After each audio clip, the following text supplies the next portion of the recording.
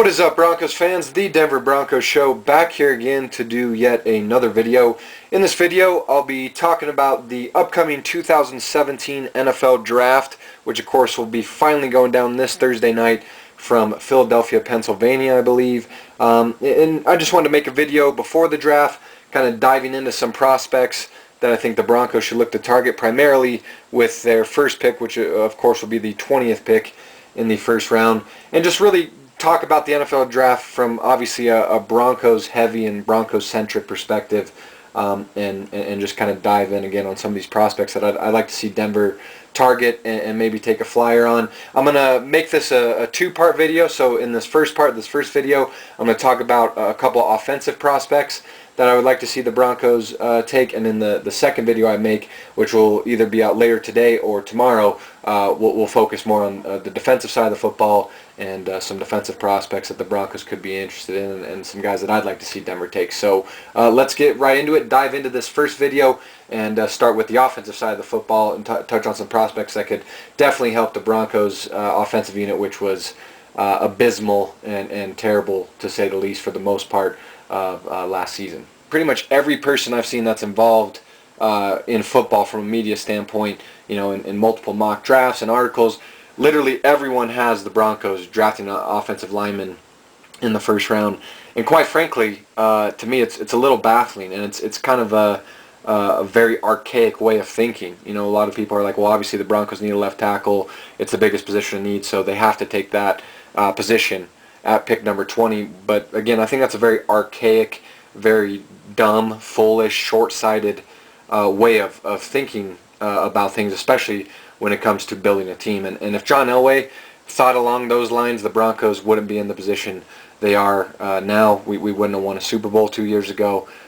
You know, we wouldn't have took a lot of the great players that we have over the past several years. So this whole notion that the Broncos must draft a left tackle at number 20, to me, is one of the stupidest narratives and storylines going into the draft. And obviously, you know, the offensive line is a huge area of need, and especially that left tackle position. I mean, the Broncos offensive line last year was atrocious. You know, gave up 40 sacks, which was ranked 9th most in the NFL last year. You had 100 quarterback hits. We had 119 penalties on offense, most of which were because of that offensive line. That was 6th most in the NFL. You know, we were 29th in yards per carry last year, only averaged 3.6 yards per carry. Again, a lot of that has to do with the terrible level of play of the offensive line last year. But the Broncos have already addressed that a little bit. We went out and we signed Ronald Leary, guard from the Dallas Cowboys in free agency. We signed tackle Menelik Watson, former right tackle for the Raiders in free agency. So we added two very, very solid veteran offensive linemen already. And look, I know Tyson Brilo hasn't been the greatest pick, or hasn't shown to be the greatest pick in his 2 or 3 years that he's been with us. Obviously, he was our second-round pick in 2015, left tackle out of Colorado State. But, I mean, the guy's still only 25 years old. You know, obviously, he's had some shoulder injury issues, and there's still some, you know, durability issues with him and strength issues with him. But he's far from a finished product, and I think it's a little much to kind of close the book, so to say, on Tyson Brile's career and kind of just mark him as a bust. I mean, who knows what he can develop and do. You still have Donald Stevenson, who's a swing tackle, can kind of play both sides. He was atrocious last year. You primarily won him on that right side as a right tackle. But again, you still have Tyson Brilo. You brought in Menelik Watson, who could definitely play on the left side. Again, you'd probably prefer him on the right side, but he's also a swing tackle. And, you know, the notion that we have to draft an offensive tackle in the first round, to me, it's idiotic thinking, especially in a draft that, let's be real here, this is a very poor offensive lineman draft, and I know left tackle is a huge need. There is no can't-miss left tackle, though, in this draft, especially picking at number 20. And the Broncos, you know, you have other options to address. We have other positions of need, and you have other options in terms of how you want to address that left tackle spot. You could still go make a trade before the season starts. Go try to make a trade for Joe Thomas. You know, his name's been linked to the Broncos in trade rumors. Jason Peters maybe from the Eagles. I mean, there's plenty of more options than the Broncos just having to settle for an offensive lineman that, you know, is probably not very good to begin with at pick 20, just because you desperately need a left tackle. And honestly, if I'm being real with you, outside of Forrest Lamp, who's offensive lineman out of Western Kentucky, if the Broncos take any offensive lineman at pick 20, I think, again, it's just such an idiotic pick. So I'm thinking about what the Broncos should do from an offensive standpoint in this draft, and some of the guys they should look to get with that 20th pick in the first round, to me, I think the Broncos need to be looking to take the best player regardless of position. Again, regardless if it's offensive or defensive player, but especially offensively, regardless of position, take the best player available, because this is an offense that, you can talk about the offensive line and how bad it was all you want, but bottom line, this offense that doesn't really have any playmakers. Outside of Emmanuel Sanders, there really isn't a consistent playmaker on this offense. This offense needs more explosiveness. And in a draft that is really, really deep at the running back and tight end positions, I think those are definitely two positions the Broncos should look heavily at, again, especially picking at 20. This is an offense that needs a spark in 2017. Again, you can blame the offensive line all you want, and they deserve a lot of that blame. I was hard on them all season last year. But this was an offense that wasn't just abysmal and terrible from a blocking standpoint. This is an offense that was abysmal from an explosive standpoint, playmaking standpoint, scoring standpoint, and efficiency standpoint. And that goes beyond just the offensive line. Again, you focus on that all you want, but you got to dig a little deeper. Again, stop being so short-sighted and just blame the fact that we don't have a franchise left tackle as the reason that our offense was bad. And I'm about to just go into a slew of stats for you to show you just how bad this Broncos offense was last year. Obviously, the simple stats, 27th in total yards, that's terrible, 22nd in passing yards, 27th in rushing yards. Again, you were abysmal on all fronts there. But diving even deeper into just how bad this Broncos offense, is lacking playmakers, and just how bad it was last year on all counts. You were 26th in yards per play last year, averaged only 5.1 yards per play. So again, not a whole lot of explosiveness there. 28th in total first downs. You were 26th in scoring percentage. We only scored on 30.3% of our drives, again, which is 26th in the NFL. It's just a joke. 14 fumbles, last season, which was second most in the NFL. We ranked 30th in all-purpose yards last season in the NFL. We ranked 21st in rushing touchdowns and passing touchdowns. 22nd in total points, only had 331 total points last year, and 22nd as well in points per game. Only averaged 20.8 points per game last season, did the Broncos offense. You were 29th in average number of plays per drive, 30th in net yards per drive, 31st in average time per drive. We were just abysmal, again, in terms of efficiency as well offensively. And the sad part of that is you were first in total drives. We had the most total number of drives last year in the NFL. Still, you were bottom 3 in, again, average number of plays per drive, net yards per drive, and average time per drive. So that's, again, just shows you how atrocious this Broncos offense was. You were tied for 28th in third downs made last year. Only 75 third down conversions by the Broncos. We were 31st in third down conversion percentage last year. Only 34.2% on third down conversions were the Broncos offense last season. Again, could not sustain drives, even though we had the most drives in the NFL last year. And again, you had no big plays. You had no explosiveness, no spark as an offense last year. And these numbers really tell that story. You tied 26th in passes last year, 20 plus yards or more. Only had 40 passes last year that went 20 yards or more. Again, 26th ranked in the NFL last season.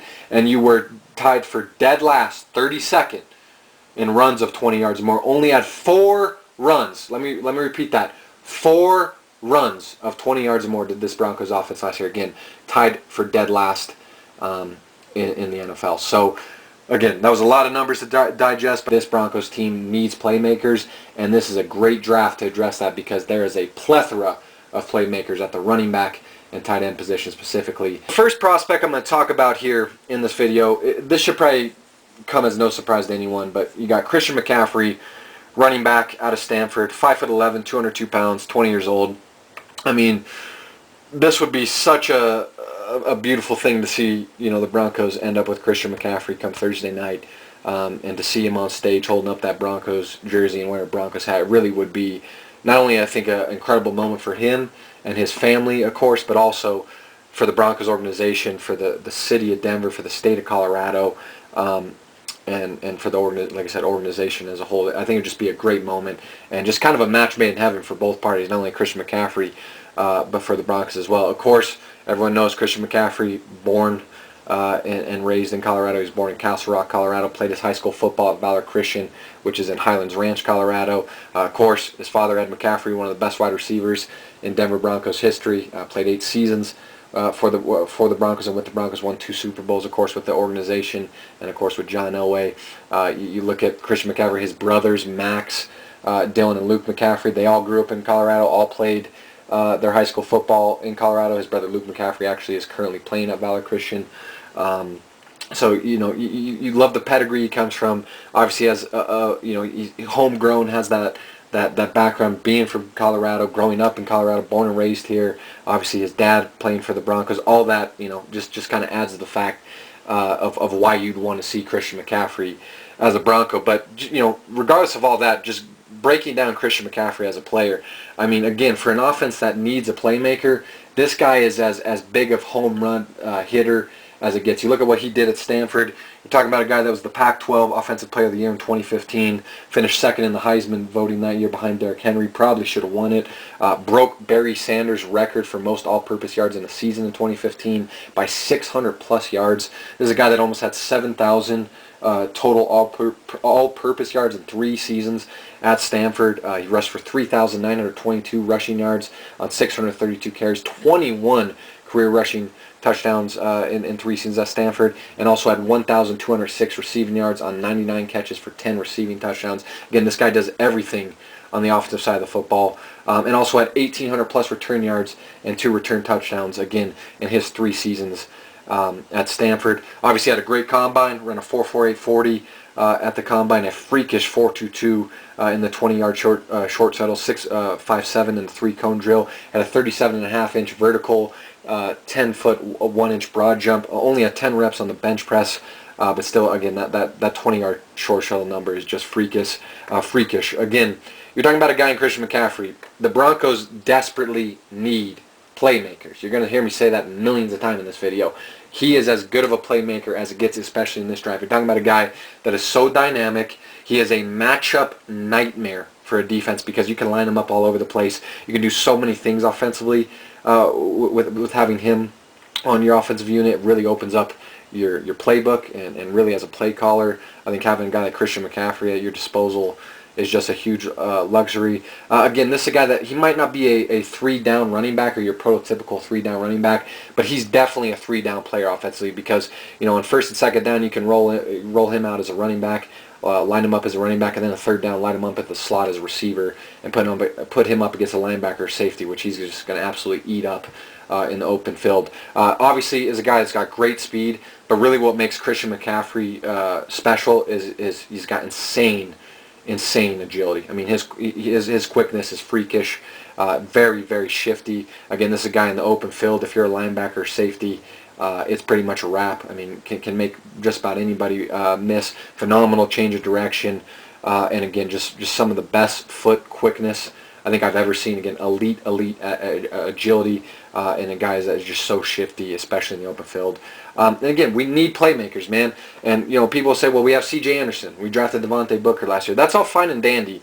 But the reality is that C.J. Anderson, I know C.J. Anderson likes to think everyone hates him in Denver for whatever reason, but the reality, is the guy's a great running back. And bringing in Christian McCaffrey doesn't mean you got to get rid of C.J. Anderson. I think C.J. Anderson really complements Christian McCaffrey's style of play well, and vice versa. I think it would be a great change of pace for the offense, and I think that two-headed monster of Anderson and McCaffrey could really work well together. I think Anderson's coming off that torn meniscus, man. He only played 7 games last year. You don't know what type of guy he's going to be, and he's not old by any means. I mean, he's only 26. He's very young, but he is getting older. And Christian McCaffrey, only 20 years old, might be time to just think about that a little bit. And again, I would argue Christian McCaffrey, his style of play, really complements C.J. Anderson, so you would only accentuate C.J. Anderson's production while also kind of lightening his workload, which I think is kind of the best of both worlds. And also, again, Christian McCaffrey, you're talking about a guy who is an insanely dynamic returner, again, is a phenomenal returner at 1,800 plus return yards in 3 seasons at Stanford. And you look at the Broncos, we're not one of the worst return teams in the NFL, but we definitely could use a dynamic returner. We could use some juice, so to say, in the return game. We had 0 touchdowns last year in the return game. 0 touchdowns in terms of punt returns or kick returns. So again, Christian McCaffrey would add extra value. But I think the thing I love the most about Christian McCaffrey is, again, he adds just so much versatility to your offense. And as a play caller, it's such a luxury to have this guy because you can line him up everywhere. You can play this guy as a fucking quarterback. You know what I mean? Like you can run the double option with him and Paxton Lynch and have him throw, a pass down the field to DT or Emmanuel Sanders, Jordan Taylor, whoever it is. And again, this is a guy that you can play as a running back on first and second down, line up in the slot on third down, and he's as good as any slot receiver in the game. He's almost Julian Edelman on steroids. In terms of his athletic ability and what he can do as a slot receiver, I think is really special, man. So I love Christian McCaffrey. I think he'd be, again, just a match made in heaven for Denver. Obviously, it would be great, not only be a special moment not only for the Broncos organization in the state of Colorado, but also for Christian McCaffrey and his family staying home and playing his pro ball here. I mean, this is a guy that grew up idolizing Terrell Davis, and how fitting would it be to watch him, be the starting running back of the team he grew up watching and kind of follow in the footsteps of a player he idolized. So I'd love to see the Broncos get Christian McCaffrey regardless of where he gets drafted. I mean, he's one of my favorite players in this draft, and I'm going to root and support the guy no matter what. He's a Colorado native, as am I, so I'll support the guy no matter where he goes. Even if the fucking Chargers or Raiders draft him, I don't care, man. Just hope he has a great career, and whatever team gets him is getting a hell of a playmaker and a dynamic weapon offensively, but also a great human being off the field. So I hope we get Christian McCaffrey. Again, he's probably one of my top guys that I'd love to see the Broncos take at pick 20. Honestly, I don't think there's any way he falls out of the top 15. There's a slight chance, but I'd be really shocked if he even, there's rumblings he might go number 8 to Carolina. And I don't think there's any way he's getting past Philly or Indy, at 14 or 15. So Broncos probably would have to trade up. And again, it's probably a long shot he falls at 20. But definitely a guy that, I know is on the Broncos' radar, on John Elway's radar, and would be thrilled to see him in a Broncos uniform by the end of Thursday night. All right, now to the second prospect I'm going to talk about here in this video. We got David Njoku, tight end out of Miami. I love this guy. Outside of Christian McCaffrey, I think this is the guy that I'd love to see the Broncos end up with the most at pick 20. I love O.J. Howard too, tight end out of Alabama. I think he's a transcendent tight end. I honestly think this is just from my opinion. I'm by no means an NFL draft guru, but just from my short 24, 25 years on this planet, this is probably the best tight end class I've ever seen. And O.J. Howard is one of the best tight end prospects I've seen. I'd love to see the Broncos end up with him, but I don't think there's any shot in hell he falls to 20. I'd be shocked if he falls out of the top 10, maybe even top 5 even. But David Njoku, there's a shot that he might be there at pick 20, and there's a shot that maybe 4 or 5 years down the line he might be a better tight end than O.J. Howard. I mean, to say this guy's potential is through the roof, I think would be an understatement. You look at David Njoku again, tight end from Miami, 6'4", 246 pounds, only 20 years old. Only played 9 games in 2 seasons for the Hurricanes in Miami, but last year in 2016 just absolutely blew it up. Had 43 catches for 698 yards and 8 touchdowns in 2016. He was also a national high school high jump champion. So again, you're talking about a guy that just has all the athletic ability in the world. You look at some of the numbers he put up at the combine. Ran a 4.6 440 at 250 pounds, is ridiculous. 37.5-inch vertical, 11 foot 3-inch broad jump, which is freakish. 21 reps on the bench press as well. So is your typical height, weight, speed guy. Again, checks the list on all 3 of those things. Long arms, again, national high school high jump champion. Definitely shows. I mean, this is a guy that is a enormous jump ball threat, especially in the red zone. God knows the Broncos could use it. We were a terrible red zone offensive team, especially in the latter part of last season. And this is a guy that in the open field is just a nightmare for defenders to bring down. I mean, he's such a hard guy to bring down in the open field. He's a yak monster, yards after the catch monster. Again, this guy that again is just a nightmare for linebackers and safeties to match up with in the open field. And this is a guy that a lot of people will talk about his value again as a receiver, his value in the red zone, and rightfully so. His value as a jump ball threat, probably the best jump ball threat in this draft.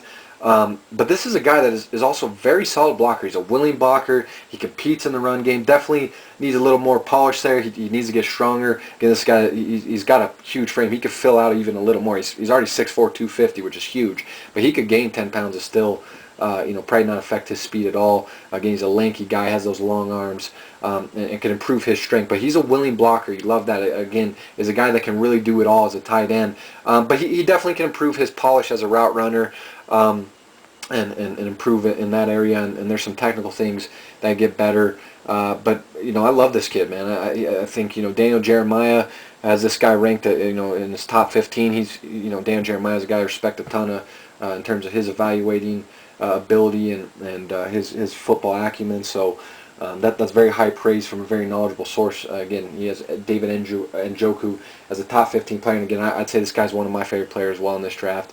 I think he's a stud. I think regardless of what team ends up with him, this guy's going to be a star and is going to be a guy that you want to have as a weapon to attack the middle of that field and to attack linebackers and safeties and maybe even nickel corners at times in one-on-one situations, because he's going to eat those guys alive most of the time and win those one-on-one battles most of the time, more often than not. So again, I'd love to see us get David Njoku. Again, not sure he makes it to number 20, but I think there is a shot. He definitely is going to be there. Definitely got to worry about maybe him going anywhere from 16 to 19, but there's also a great shot that he'll be there at 20. And he's definitely a guy that the Broncos should heavily consider, because all three of our tight ends that were on our roster last year, Virgil Green, A.J. Derby, and Jeff Heuerman, those three guys combined for 47 catches, 538 yards, and only one touchdown.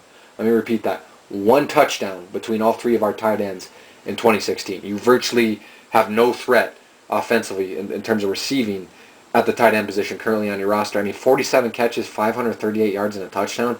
David Njoku could probably do that at 50% next year as a rookie, that level of production. So this is a guy I think would be a massive upgrade at the tight end position for us, especially from a receiving standpoint. Would be a huge upgrade as a jump ball threat in that red zone and improve our efficiency as a red zone offense.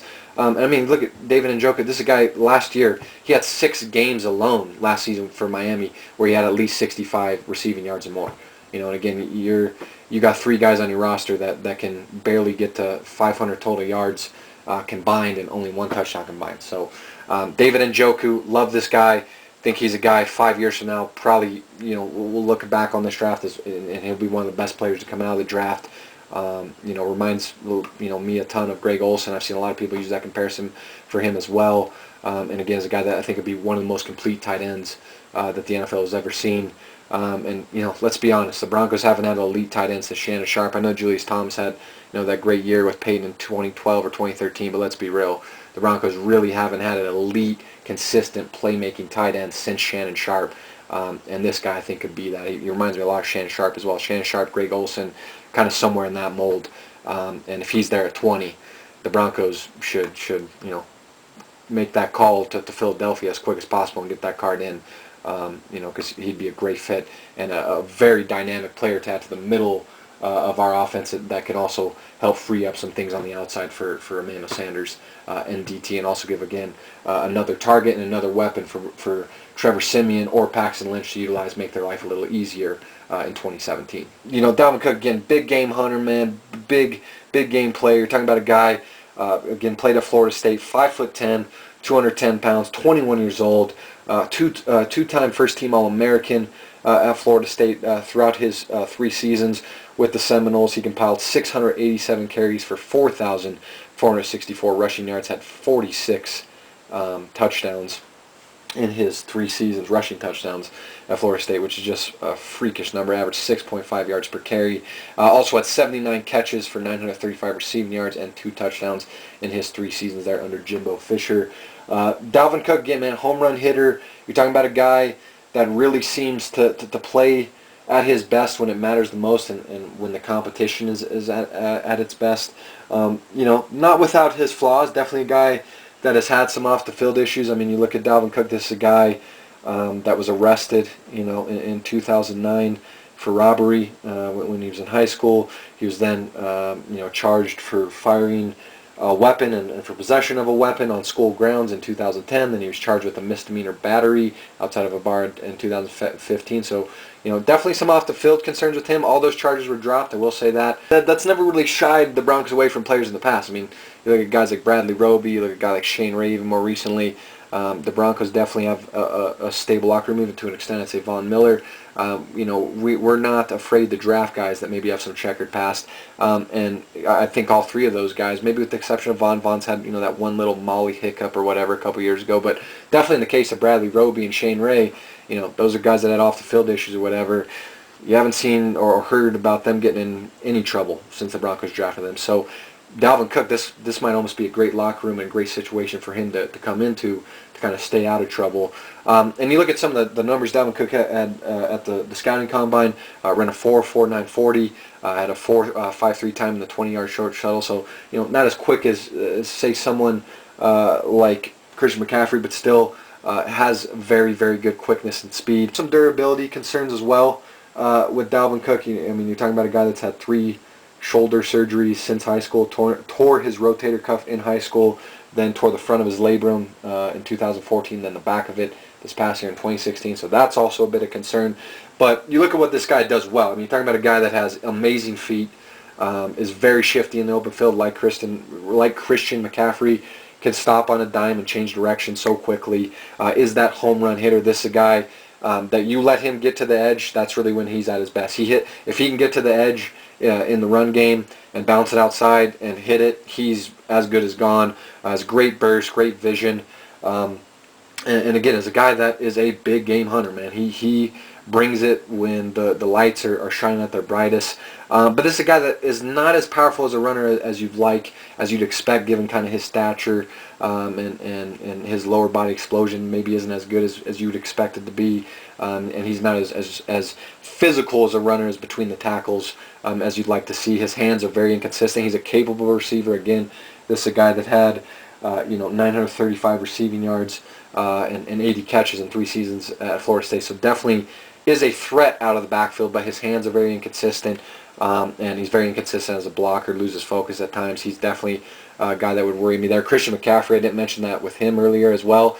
Durability and his strength in blocking situations also is a concern, as is Dalvin Cook's. But unlike Dalvin Cook, you're probably not going to put Christian McCaffrey in a whole lot of blocking situations. Again, you're probably going to put Dalvin Cook in more blocking situations on third down, so that's why his blocking concerns kind of scare you a little bit more than McCaffrey's. And this is a guy, quite frankly, that has had a fumbling problem. 13 career fumbles at Florida State, so has a ball security problem. I'm not sure Dalvin Cook would really complement C.J. Anderson's game in the same way that Christian McCaffrey's would, as I mentioned earlier.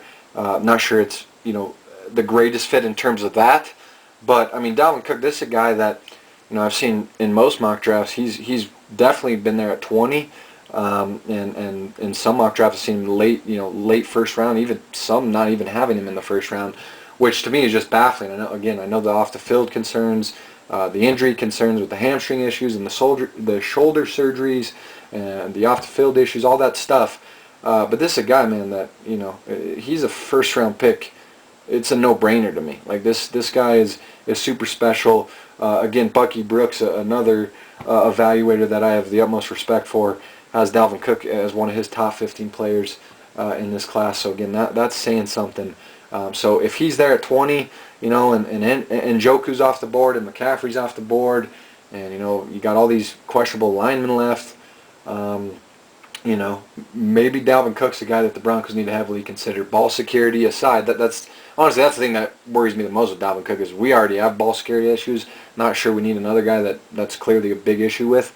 But Dalvin Cook's a guy. He reminds me of Ray Rice, and you say whatever you want about Ray Rice as a person, but at one point that man was one of the best running backs in the NFL, one of the best dual threat running backs in the NFL. I think at one point Ray Rice rushed for over 1,100 yards 4 straight seasons. Multi-time Pro Bowler, won a Super Bowl championship with the Ravens. So if Dalvin Cook can be any bit of that type of player that Ray Rice was during his unfortunately short time in Baltimore, that's a hell of a player, I think, to get at pick 20, let alone potentially maybe in the second round. So Dalvin Cook, definitely a guy I hope the Broncos have their eye on. We got Evan Ingram, tight end out of Ole Miss. As I mentioned already, this tight end class in my short time on this earth and as an NFL fan, This is probably my favorite tight end class, one of the best tight end classes I've seen, and it's because of guys like Evan Ingram and O.J. Howard and David Njoku, and Bucky Hodges and Gerald Everett. I mean, the list goes on and on. There's like 10 tight ends probably in this draft that easily are probably third-round picks or better, in terms of their grade. And Evan Ingram is definitely a guy that should maybe be in the mix for the Broncos at pick 20, if not for sure.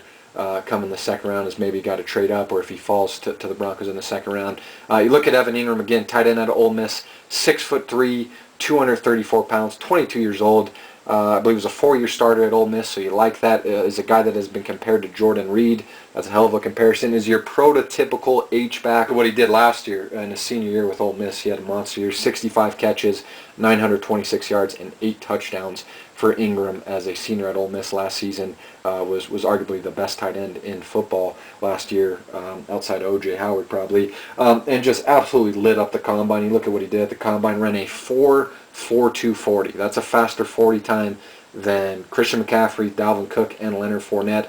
Had a 36-inch vertical, 10-foot, 4-inch broad jump. Ran a 4.23 20-yard short shuttle, which is only 0.1. I think it's like a millisecond slower than Christian McCaffrey. Again, that's freakish, and he's got, 30-plus pounds on Christian McCaffrey, and definitely isn't have the same kind of lower center of gravity, of course, that Christian McCaffrey does because of his frame. So that's, again, freakish. And then 19 reps on the bench press. I mean, again, this is another guy that is a physical freak, just like David Njoku. It seems like the tight end position, you've just seen it evolve so much over the past 10 to 15 years, especially from an athletic standpoint. Again, this is a guy that is primarily a receiving threat. You're talking about a guy that is very, very good at getting out of his breaks, very quick at getting out of his breaks, has way too much speed, vertically especially, for really any linebacker or safety in the NFL to cover him. I think he's almost a mismatch for just about anybody currently at those positions in the NFL. Like David Njoku is a jump ball threat in that red zone, very springy guy. Doesn't necessarily have the same arm length and maybe not the same springiness as David Njoku. David Njoku is just a bigger guy in general too, but still is a guy that's very springy and will add another threat, very good jump ball threat to your red zone offense. Got a good catch radius, really is a guy that can catch the ball all over the place, can pluck the ball all over the place, whether it's in front of him, behind him. He, again, is a guy that has a pretty good catch radius because he is such a freak athlete. But is a guy, again, that is virtually non-existent as a blocker. I mean, huge question marks about him as a blocker, not only from a technical standpoint, like his hand placement, and his pad level, things like that, but also just from a strength standpoint. Not sure he's a guy that you want consistently lining up and blocking in the same way that Christian McCaffrey is. Like, you're going to have blocking concerns about both of them because of their strength, but in the same way like that I mentioned with Christian McCaffrey earlier, probably not going to put McCaffrey in a lot of blocking situations. Same thing here with Evan Ingram. Probably virtually never going to put him in blocking situations, and our team might be a great fit for him because we have so many traditional, those inline blocking tight ends, like a Virgil Green, obviously, brain fart there, or Jeff Heuerman. AJ Derby's kind of more of that H-back tight end like an Evan Ingram, but bringing a guy like Evan Ingram to complement a guy like Virgil Green, that might be the best of both worlds for our offense. And Evan Ingram is a guy that, he's a big guy, man. 6'3", 235 pounds. Doesn't always play like that. Is a guy that sometimes gets beaten up by throws, as they say. Sometimes is a guy that lets defenders go through him on catch attempts. He's a guy that, he'll be right there in position to make the catch, and then, he won't shield the defender off well with his body, let the defender go right through him, and of course, he won't make the catch. So, and his hands are inconsistent as well. He's got to work on that, but that's a lot of young players. But mainly the thing I'd like to see from him is just being a little more physical, playing more of his size at 6'3", 235, because he has all the athletic ability in the world. And if he can use his body and frame to shield off defenders better, especially in the red zone, it's only going to accentuate his level or his game and his potential even more. So Evan Ingram, a guy that I definitely like for the Broncos, potentially at pick number 20. He's a guy that I've kind of seen go all over the place in mock drafts. I've seen some people have him like pick 23 to the Giants. Some people have him in the late 20s to like Green Bay. And I've seen some people have him falling out of the first round. So he's definitely a guy that should be there at pick number 20, unless he's got a promise from some team in the teens. But definitely a guy that the Broncos should consider at 20, Jordan Reed-esque, and I think he'd be a great fit in Denver. Be interested to see though if the Broncos, maybe 20 is a little too rich for their blood, taking him there. Maybe he's a guy they trade back into the first round or trade up in the second round to get come Thursday night. The final draft prospect I'm going to talk about here in the first of my two-part 2017 NFL Draft Denver Broncos preview, we got Antonio Garcia, offensive tackle out of Troy. I easily in this video could have talked about Garrett Bowles or Cam Robinson or Forrest Lamp. Who's the other guy? There's another guy slipping my mind right now. Ryan Ramczyk. I could have talked about all those guys, but everyone's talking about those guys, the Broncos. So I kind of wanted to go with maybe a more unfamiliar name to Broncos fans out there here in Antonio Garcia. And again, I might be in the minority here. I do not want to see the Broncos draft an offensive lineman in the first round under any circumstance whatsoever. Antonio Garcia, offensive tackle out of Troy, 6'6", 302 pounds, 23 years old. This guy was first team All Sun Belt Conference in 2016. A guy that started 36 of 37 games at left tackle for Troy over the past 3 seasons for them. You look at his combine numbers, ran a 5.51, 540, 24 reps on the bench press, 31-inch vertical, 9-foot broad jump. This guy's a great athlete at 6'6", 300 pounds, former high school basketball player, very fleet-footed, which is definitely what you want to see out of a potential left tackle is, do they have quick enough feet? Do they have good feet? He definitely does have that, and you can kind of see his basketball background kind of helping him out in that regards. And this guy is definitely, as they would say, he's the prototypical dancing bear. Again, is very good feet, fleet-footed guy. And is a guy that is much better against speed rushers than he is against power bull rushers. This guy's got a very good quick kick slide, which again is something you desperately have to have if you want to play left tackle at the NFL level. But this is a guy that, because he's more long, guy that has long arms, he's kind of got a narrow frame. He's a guy that definitely needs to hit the weight room. He's a guy that's going to need to improve his upper body strength, need to improve his lower body explosion. So hitting the weight room is going to be a huge thing in terms of his development from day one. He's going to need to be a gym rat, really dedicate himself to improving his body, and even like working on his flexibility. While he's got great feet and he's quick and he's athletic, he's not the most natural bender. Again, his pad level can be kind of high. Guys can get under him and bully him. So again, improving that strength, becoming a more natural bender, becoming more flexible, improving your lower body and upper body strength, and that lower body power and hip flexion will be huge for him going forward. But again, has the prototypical size, has the great feet, has the athletic ability, has the good kick slide, and again is a guy that shuts down speed rushers on a frequent basis. So Antonio Garcia is a guy, again, offensive tackle out of Troy. Definitely not a guy the Broncos should even entertain with that first pick at number 20. But again, everyone wants us to take an offensive tackle, left tackle. Clearly is a desperate need for the Broncos, but there is not an offensive lineman in this draft worth that pick at number 20. I'm sorry, it's a fact. You can argue with me in the comments all you want.